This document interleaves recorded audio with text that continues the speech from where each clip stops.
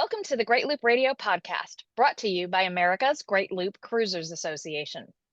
We're dedicated to sharing Great Loop information and inspiration with those actively cruising, planning for, or dreaming about a Great Loop adventure.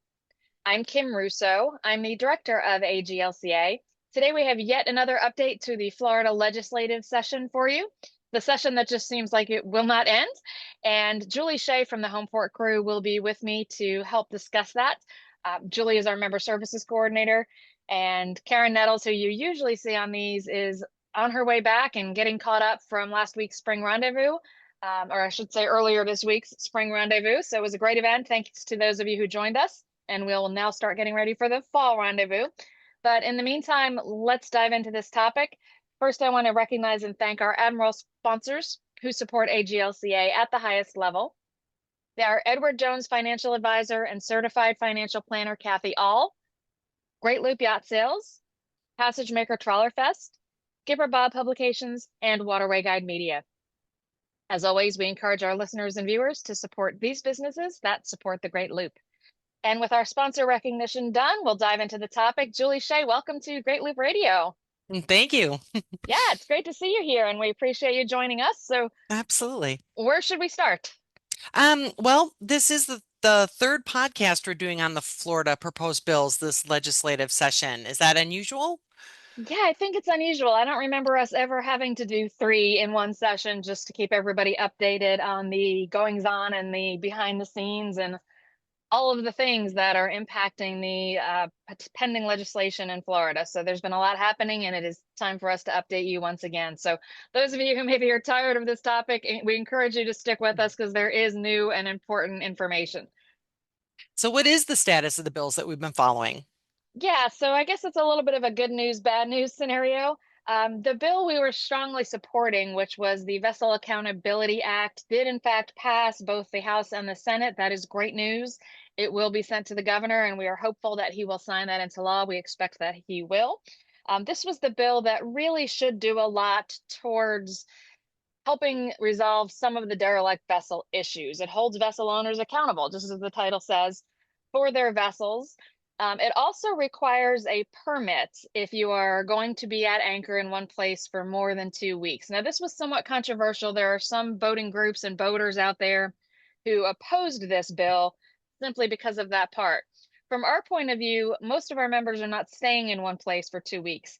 If they are, or if they unexpectedly have a weather delay or whatever it might be, they are able to apply for and receive that permit online. So most of us have internet access aboard our boats, either via our cell phones or Starlink or whatever that might be. If you find you're approaching that 14 days and might overstay it, you simply go online, you will apply for the permit, and it will be issued digitally. So this is really not a big deal for active cruisers who are moving their boats. So as I said, it passed. It is awaiting the governor's decision on whether to sign it into law or veto it. We'll see where that stands and certainly update you. Also, the seaports bill, which was one that we were strongly opposed to, and that was defeated. If you recall, the seaports bill would have closed the waterways to anchoring for a distance of, and it changed a few times during the session, but it started at 5,000 feet from any of Florida's seaports, which is about a mile. And if you take 5,000 feet leading up to the seaport and then 5,000 feet past the seaport, that's almost 2 miles of the waterway that would be closed to anchoring. A huge unnecessary area. I want to thank the House sponsor, Representative Lamarca, for working with us to try to make this more palatable to boaters. In the end, I think most people realize there is one particular seaport, and that is Palm Beach, that was really pushing for this. And it just wasn't needed to be a statewide mandate. It did give the individual ports the ability to implement it or not implement it, but it was just too wide reaching. So in the end, Sure. this did not make it through all of its required committee sessions on either side, on the House or the Senate. I think in the end, on the House side, Representative Lamarca realized it's probably better off as a local bill, and that he wasn't gaining widespread support for it, and decided, it was really not one that he was going to continue to push for this session. We may see it come back as a local bill in Palm Beach, and we'll be monitoring for that next year. So, good news, that was really a terrible bill. it Yeah. is defeated for this session. The Awesome. third one, though, not as good news, and that was the anchoring limitations bill. This did pass and will be sent to the governor to await either him signing it into law or signing a veto for it. And we are certainly hoping and pushing for the latter, and we will be starting a campaign to try and veto it. So it sounds like, generally speaking, it was a mostly successful session this year, this time. But so what about HB 481? We opposed it and it passed? Yep, that is exactly the case. So mostly successful session, but HB 481 is that anchoring limitations bill. Um, Mm. with it passing both sides, the House and Senate, the governor will either have to sign it into law or sign a veto. Florida is different than I think one of what most of us learned in our, high school civics class. The federal government, it's a pocket veto. So if the president does not sign or veto a particular bill, it is vetoed. In Florida, it's the opposite. If the governor does not sign to make it law or sign a veto, it then becomes law without his signature after 14 days from the time it hits his desk. We don't know when it will be sent to him. There's still a lot going on in Florida. It was a very argumentative session in Florida. The House and the governor were arguing about things. The last few days, it was very tense between the House and the Senate on some of the bills. And the bottom line is that the legislature has not passed a budget yet, which is required. So the session Mm. officially ended on March 2nd, sorry, May 2nd. It is really unclear at this point whether the session will be extended, whether they'll be called back on the budget.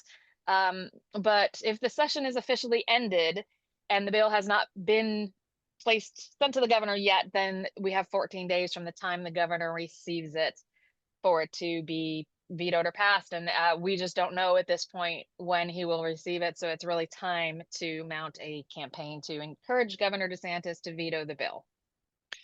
So I want to talk about the veto campaign, but first, let's take a deeper dive into the bill. What is it about it that we don't like? It's actually quite a bit. We try to be agreeable, but there's actually a lot of really bad pieces to this bill. Um, so let's see, where should we start with this? First of all, it adds more islands in Biscayne Bay to the list that was already in the state code of places around those islands that are closed to overnight anchoring. You can't anchor there for even one night. This adds more islands to that and effectively finishes off the list. It closes all of the waterways between and around those islands to overnight anchoring. That's kind of important because this is some of the deeper water in Biscayne Bay. A lot of Mm-hmm. the other areas nearby are too shallow for boats the size of a typical cruising boat to anchor. And it is further a problem because it is very near government cuts. And if you've ever waited to cross over to the Bahamas for a weather window, it is near where many boats will go out through government cut to get to the Bahamas. Why does it matter? Well, if you have to travel, if you're in a slow trawler or a sailboat, if you have to travel further um, to get to an anchorage, then you are at risk of having to travel after dark if you're coming in or arrive in the Bahamas after dark. If you're adding, if you can only travel 7 or 8 miles an hour and you are adding miles and miles to a safe anchorage, that's Sure. where the issue comes in. So, you know, beyond the idea that we need these anchorages, there is also no compelling reason that those areas should be closed to anchoring other than some wealthy homeowners who own property on those islands and seemingly just don't want to see boats there. There are complaints of things like, boats dumping raw sewage overboard. Well, if that's the case, that's already illegal. There's Hmm. complaints of nuisance and loud noises, and again, illegal, illegal. So Yeah. rather than passing additional laws that are going to punish responsible boaters who need those anchorages, let's enforce the laws that are already there. So that's one of the reasons we're strongly against this bill. And where did all of this start with the islands in Biscayne Bay getting all this special treatment? Yeah, it's really where kind of these anchoring battles in Florida started. It started several years ago. Boaters were unrepresented at the time in Tallahassee, And a few of these islands were able to hire a lobbyist and get a bill through that closed anchoring between them, overnight anchoring. Mm. Every year since then, we have been able to hire a lobbyist to represent voters' interests. And every year since then, we have had to fight back bills that do exactly what we're talking about, add more islands to those anchorages. So it's been a year after year fight. We have been looking for a long time to find a better solution than the year after year fight. Last year, you may remember, we actually compromised on one more island. It was not really a viable anchorage between the islands they were adding. And we were expecting that not to come back this year. In fact, the committee chair who was hearing the bill said on the record, this is moving forward. We don't want to see you back here next year. Yet here we are. Yeah. So frustrating and disappointing. And again, there doesn't seem to be any logical reason or compelling reason that these islands deserve special treatment where Mhm. you can't anchor for even one night. The only other codified anchoring restriction is a 45-day anchoring limitation. And there's no reason that if they want to limit boats anchoring at those islands, that it shouldn't fall under that exact same law, and not this specialized carve out um, Mhm. for some owners who, for some reason, think they're entitled to it. So, Is there anything else in the bill that is detrimental to cruisers? yes, in fact, there is. In addition to the islands, the bill creates a special anchoring limitation area that is available to any municipality within a county that has 1.5 million people or more.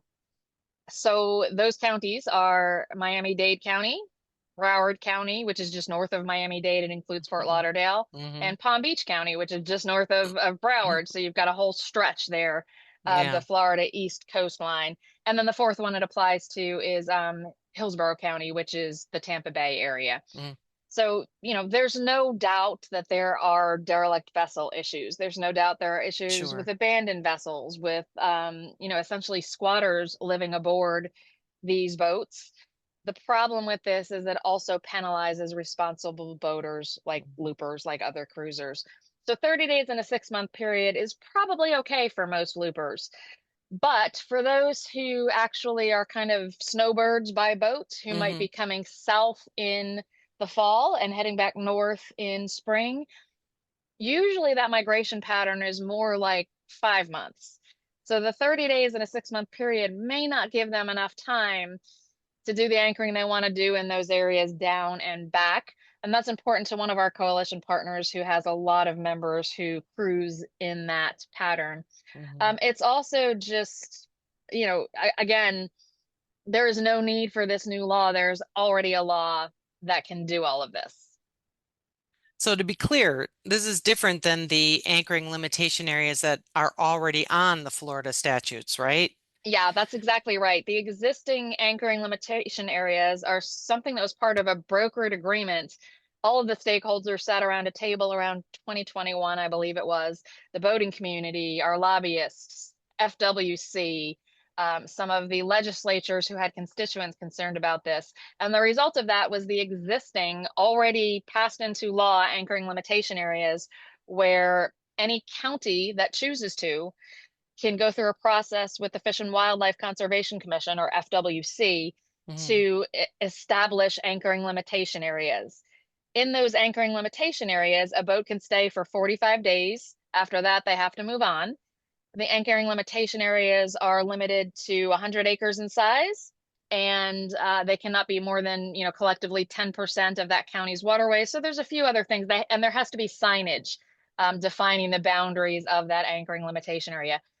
So again, this law exists. It is on the books. There is absolutely no reason that these populous counties should have this special treatment Hmm. where they get to just, their municipalities within those counties can designate their own anchoring limitation areas that are shorter in duration, don't have to have the same regulations, don't have to be marked, that kind of thing. It's just a case of over legislating before any of these counties have really even tried to use the existing anchoring limitation area statutes to solve their Hmm. problem. Instead, they're just, Sure. they don't like the existing statute for one reason or another, so they're just pushing for something new and different. And it's just really, it's really a challenge to stop the state from legislating for just a few Mhm. municipalities that seem to be having an issue. So that's kind of kind of why we're here. But that's not the most harmful thing about this, right? Yeah, again, that's correct. So, I mentioned that this is giving special treatment to those larger counties, but part of the Hmm. problem is previous boating and anchoring legislation left the ability and the right to regulate anchoring to the state. So the Hmm. state had a preemption and was the only one who could regulate anchoring. This removes that, allows municipalities in only the four most populous counties to do their own anchoring regulation. So this brings us back to what was avoided by the current legislation, and that is there will be a patchwork of rules and regulations that even responsible boaters who want to follow them will struggle to know how or where what the rules are in each municipality as they move from Miami-Dade to Hmm. Broward to Palm Beach County. I was talking to the legislative person for one of the business associations that represents the boating industries in Florida, and he said it's going to be to the point where you need a law degree to be able to correctly cruise Florida because the patchwork of laws that the municipalities could put into place is going to be quite the challenge. So that's Wow. why we're fighting this. The only other thing the bill does that's a little bit irksome, but not quite as bad as the rest, is it changes the distance from a mooring field that you can anchor from 100 feet to 300 feet. Mm. Not a huge deal, but for some of our boats who are larger in size, some of those mooring fields don't have mooring balls that are appropriate for their size boats.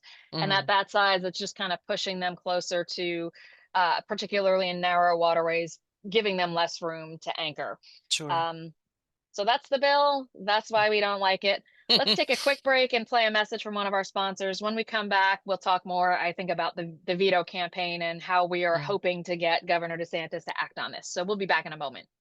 Life is better by the bay. Here in Panama City, Florida, we have deep blue waters surrounded by arts and culture. We love our historic neighborhoods, southern coastal cuisine, and the songs and stories of our locals, and we're sure you will too. If you're traveling along America's Great Loop, drop your anchor at St. Andrews Bay in Panama City and enjoy easy access to waterfront restaurants and shopping, a favorite among loopers. Land or water, you're going to love it here. Visit destinationpanamacity.com and learn more. Lakeland Boating Magazine has catered to the interests of freshwater boaters on the Great Lakes since 1946. From in-depth boat tests and features on weekend getaways to product roundups and stories about colorful ports of call, we've got the Great Lakes region covered. Read Lakeland Boating Magazine to stay up to date on the latest Great Lakes news, discover fun events in the region, and read about the hottest boats on the market. Find your next Great Lake port along the Great Loop at lakelandboating.com. We're back on the Great Loop Radio podcast today. Julie Shea from the Homeport Crew is with me, and we are discussing the now passed by the legislative branch of the Florida government, HB 481. It is an anti-anchoring bill. We've described all of the problems with it. What should we jump into next, Julie? Well, how are we going to go about trying to get it vetoed? Yeah. So we are really going to be pushing Governor DeSantis to support boaters, to recognize that anchoring and boaters really fuel Florida's economy.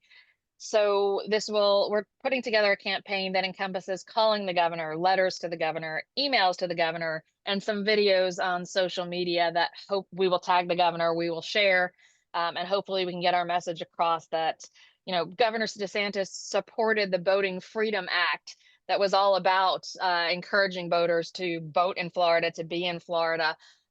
This bill goes directly against boating freedom. So we're really Mhm. hopeful that Governor DeSantis will be receptive to the calls, the letters, and the emails.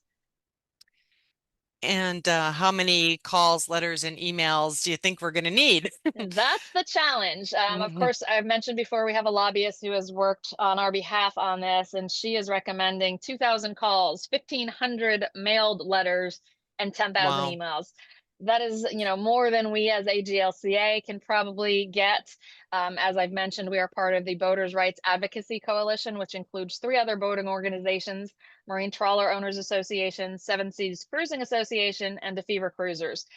So if all of us combined can get a large percentage of our members to do all 3 of these, we can certainly meet those numbers, but we are looking for help from people who are not yet members, future loopers who want, boater freedom and to be able to anchor when they get to Florida. We really need your help on this. So we will be putting out all the details. We have a Facebook page for the coalition. It's facebook.com/Boaters Rights Coalition. And I will put links to all of this in the episode notes for the podcast version if you're consuming this by an audio podcast. And I'll put it in the video description if you are watching this on YouTube. But again, the Facebook page, it's Boaters Rights Coalition. We also have a website that's been in place for a while. It's boatersrightscoalition.org. And we have updated that with a page specific to this veto campaign. We are also putting together, through a site called Action Network, the ability for you to very simply and easily send your email to Governor DeSantis. It also helps us to track how many emails have been sent. From that site, you can also write your letter and print it to send it to Governor DeSantis. So all of that is coming together, should be really easy for you to do. We will, again, put all of the details you need, the links you need in the episode notes. Perfect. What else can we do to help? So we are also, as I mentioned, starting a social media campaign that involves voters or boaters. Those words sound the same to so many of us. That involves boaters calculating what they've spent in Florida and just making a little short veto. The tagline on those is "Anchoring Fuels Florida." And we'll be looking for you to send us your video, tag us in it, or post it right to our page. Once we've got those videos, we'll be sharing them. We'll be tagging Governor DeSantis. And at our spring rendezvous this past weekend, we were able to record a few of those with boaters who have calculated what they spent last year in Florida over how many days. Or, in our case, we've calculated we just cruised Florida from the Okeechobee Waterway to the Florida-Georgia line. Did that in about 10 days, and we calculated our costs, which I normally avoid doing. But we did calculate our costs, and we did do a video to share that. So that's what we're looking for. And those are the kind of campaigns that can hopefully get some attention, both from the governor and from the media. How is the fundraising campaign to pay for all of this going? It's actually going pretty well. I think I've shared in some of our previous podcasts this session that almost our entire budget goes to fund our lobbyist. And without her, all of the bills would have passed. The the seaport bill probably would have gone through. She has done an outstanding job working on this for us. AGLCA's share of the budget for that this year was about $37,500.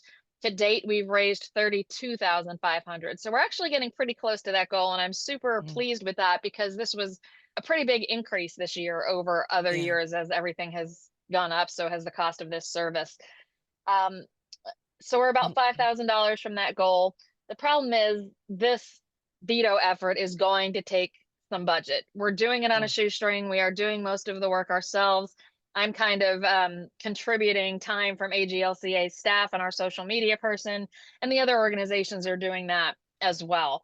So we're doing it on a shoestring budget, but we do think there will come a point where some social media ads might be needed and helpful. And we also think that some help getting some media placement in Florida. So putting out a press release and then getting it covered by some of the media outlets in Florida is going to be important. And that's probably going to take some budget money. So we're going to encourage you to keep contributing. We will also put the links for that in all of the show notes and the video description and all of the places for you to be able to find it. So we really are going to still need help in that regard. So please contribute if you can. And will you keep us updated on the progress? We absolutely will. We will do a 4th podcast if we need to. I'm a little worried people will start to tune us out on this topic, but it really is important stuff. But of course, we will keep our website updated. And again, that Facebook page that we have created for the coalition specific to this issue is going to be the best place for updates. So we encourage you to like it and follow it on Facebook. Of course, if you're an AGLCA member, you'll see the updates through our forum as well. Mm. So I think that about covers it. Yeah. Making progress. We are hopeful. Just a little bit more about the process. If Governor DeSantis does in fact veto the bill, it can still be overridden by the legislature. So that's, kind of the next step. It's not over yet, even if we do get Governor DeSantis to veto it. The good news is this was not a unanimous vote when it passed the Senate. There was a lot of no votes from some of the Democrats as well as some of the Republicans. So we're hopeful that that will, help sway the governor, that this was not hugely popular and prevent it from having a veto override in the end. But as we said, we'll keep you posted. Julie, thanks for Perfect. joining me. It's great to You're see you here welcome. on the podcast. Well, thanks. It's great to be here. Yeah. Thanks to everyone who's watched or listened this week. We'll be back next week with another episode of the Great Loop Radio podcast. Until then, safe cruising.